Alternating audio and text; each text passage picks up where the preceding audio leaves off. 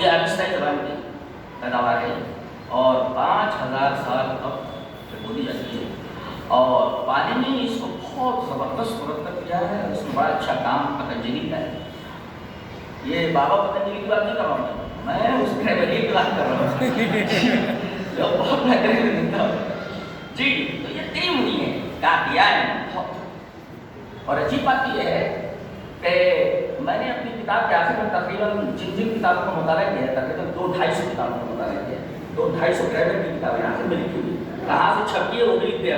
Writer कौन है, किताब का नाम क्या है, सभी का ये अजीब तो बात है। जिसका अब एक साथ लिखते हैं जैसे पानी लिखना रोरी। अब रोरी को अब उसका इसकी व्याख्या करते हैं क्या, रेफस रेफे परे लोपा।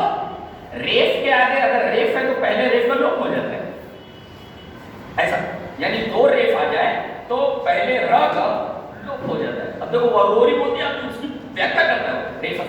बहरहाल एक बहुत शानदार पढ़ने जैसी है और कोशिश एक है, छोटी सी कोशिश, देखिए उसको पढ़िए और किताब के बारे में और ज्यादा